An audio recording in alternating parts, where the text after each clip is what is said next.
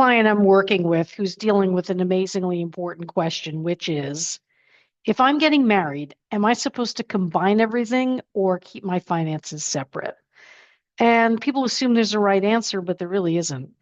But what actually matters is how the system works for the specific relationship, not which model you choose. I've seen it work many different ways quite successfully. But there are three common ways in which couples will structure money. The first model is fully combined. All the income goes into shared accounts, and all spending comes from that same pile of assets. This really works best when the incomes are similar and the spending styles are similar, and both partners see the money as ours. The risk here is that one person can feel scrutinized or controlled. That's a risk. The second option is that things are fully separate, where each person keeps their own income, accounts, and investments completely apart. And this works best if this is a second marriage, or there's kids from prior relationships, or one partner has a lot more wealth. The risk here is that it can quietly create a roommates with benefits financial picture if you're not careful. I mean, that could be okay, but it's just something to think about. Really, what I find the most common is that there's a hybrid approach where there's a shared account for household expenses and then maybe some separate accounts for personal spending and investments. And this tends to work well because the household runs as a team, but each person still has financial autonomy. And I think that's really important, particularly for women. So the real question here is not combined versus separate, but how do we build a system that feels fair, feels transparent, and feels sustainable for both people? And I will say this too, the couples who do the best with this aren't necessarily the ones with a perfect structure. They're the ones who are willing to talk about money early and clearly and without shame, without baggage. There's honesty, there's clarity. That's the way to go because that will not only set the standard for good fiscal management within a relationship, but also for the relationship more broadly speaking. Because if you could talk about the hard stuff like money, then that's a lot right there. Money is also an expression of people's values. So it's really good, and I've advised young people about this, is before you do get married, understand how the other person thinks about money to make sure there's compatibility. And again, there's no right answer. There's only good communication versus bad communication, and that makes all the difference. A lot of women will ask me, should I have my own accounts? Should I have my own money separate? And it really depends. It really depends. It depends on your philosophy about money. It depends on what the other partner is doing. It depends on, I think, your age sometimes. So let me give you, for example, what I find most common is when people start a relationship and they're both young and it's their first, serious relationship. There's been no prior marriages, no prior kids. A lot of the times it's all for one, one for all. That's great, right? Because you're coming into this together, you're building as a team, there's more equality because you're both young and you're both poor and you're not making that much money yet and you're building something together. That can work really well. That can work really well. Then there's the scenario where somebody's coming in with a lot more assets than the other, and you just have to negotiate what feels fair. Because sometimes what that means is that the person with less assets needs to feel some form of protection so that they are not left out in the cold of decision making. We have to be very careful that if somebody's overweight assets, as it were, or super high earner, that there's a sense of fairness and equity within the relationship. And that could look a lot of different ways, right? I will say this. Women who are staying at home, who are not earning, who are doing the more traditional quote unquote structure, I do think it's important to think very specifically around how do you make sure you have your own money? Because being financially dependent on someone makes you very vulnerable, period.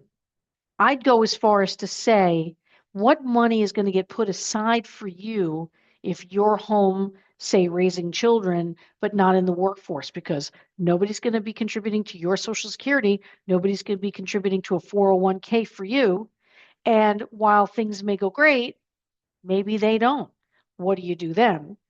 I advise women to say, how do you create a structure with your partner if they out earn you by a lot, say, Maybe they put money aside for you in your own accounts that are only in your name. And that could go a long way to creating that parity, that equity that I speak of. So in the end, there's no right answer, but there are plenty of wrong answers. And the key is to get to the bottom of what it should be right from the start. Here's another good one. Do prenups actually help relationships? Depends. I think that they can. I think more often than not, they can help because you know up front what you're dealing with. And money reflects values. So you want to really understand what the other partner is about before you go into marriage with them. And you want to understand the rules of the game. And you have to understand whether or not you're going to buy into those rules. Because if you're not, then it's going to be problematic. So by and large, I think a prenup is handy, not just for people who maybe are coming into a marriage with more assets, but especially that, but also if the person is a subject of possible large inheritance.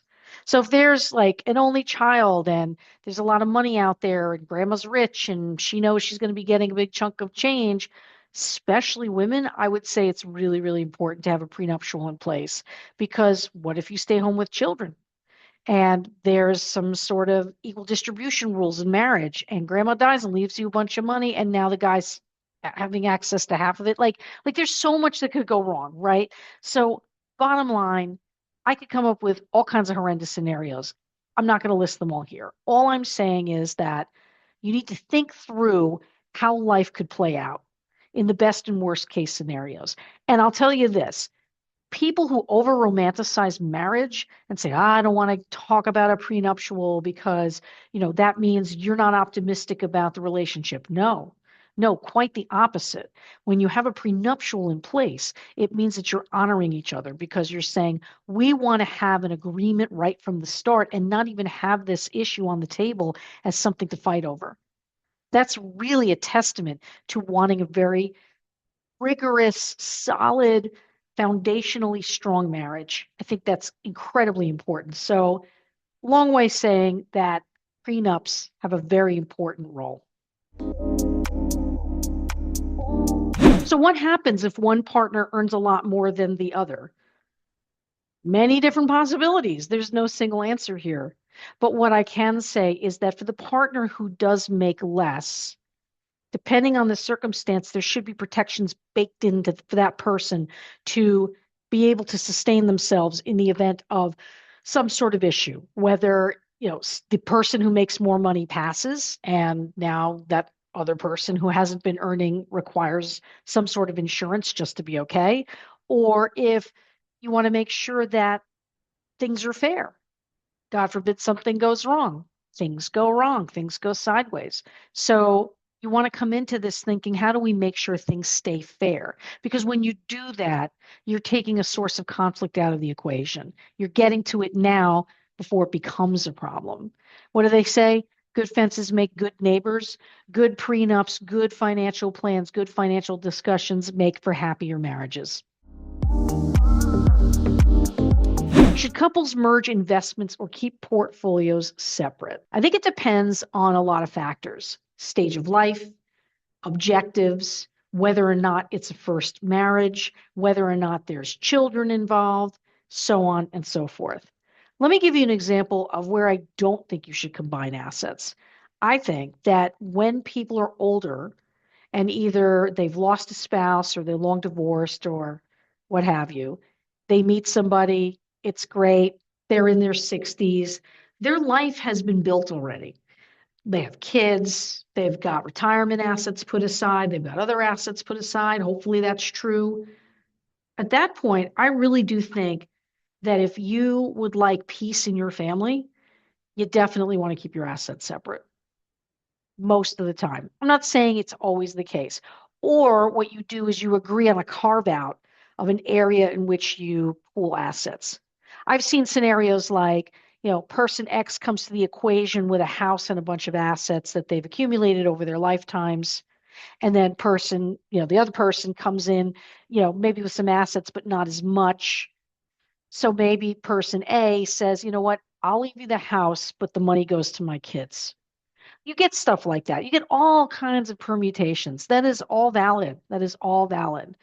But for those of you who have older parents who are looking to get hitched, make sure you have that discussion, because there's nothing that will make a family crazier than mom getting into some late life love affair. And now all of a sudden, all sorts of plans and all sorts of commitments and all sorts of promises are upended. That's not going to end too well. My 75-year-old mom wants to get married. What do I do? Okay, Gen Xers and millennials, let's talk about it. Mom is older, dad is gone. Just using that as an example. Dad maybe died, or they're divorced a long time, or not even a long time, but their mom's by herself.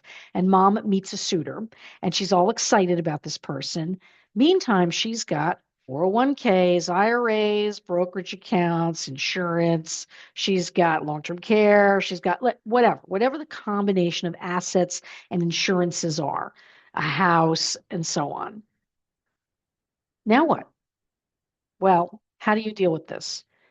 This is an anxiety thing, isn't it? A lot of people get nervous when they hear this because they go, God, what am I going to do? Maybe he has his own family.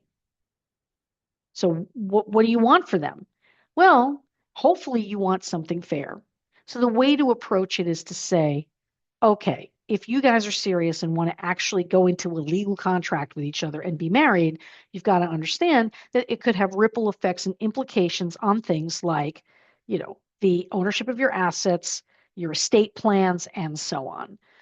So this is a provocation for you to say, hey, let's revisit your estate plans, or if they don't have any, create them, because then an attorney can get involved and you can start to talk about, okay, if A, then B, if B, then C, and it gets you out of the position of having to bring up those questions.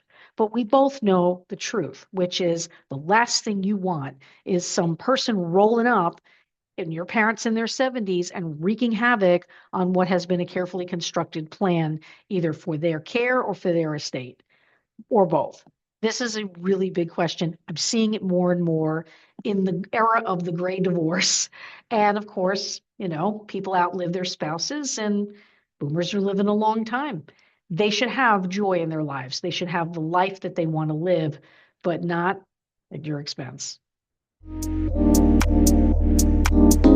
Here's something people don't like to say out loud. Getting married does not automatically mean you should combine all of your money. A lot of couples assume that's what marriage means. One pot, one account, everything together. But in real life, that structure can create a lot of tension.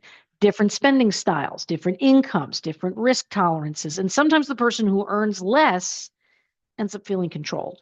Or the person who earns more feels like the financial engine. The real question isn't combine or separate. The real question is, what system keeps resentment from building over time? The couples who do well financially don't follow a rule. They build a system that both people think is fair. When couples fight about money, it's almost never about money. It's about power. Who gets to decide what gets spent? Who feels they're being watched? Who feels like they're carrying the financial weight? So whether you combine finances or keep them separate, those dynamics show up. So the real decision when you get married isn't one account or two. It's how are we structuring money so that neither person feels powerless? I've worked with married couples for years, and here's something that surprises most people. The couples with the healthiest financial lives, they don't combine all their money. Some do, some don't, but most are actually in a hybrid system. Shared household money, personal spending accounts, transparency around the big picture. What matters isn't the structure, though. What matters is whether both people feel respected inside of that structure. The goal isn't one bank account. The goal is a system that doesn't quietly create resentment. I'm Jennifer Kirby from Talisman Wealth Advisors, and I'm here to provide insight and guidance on money matters that matter most to you.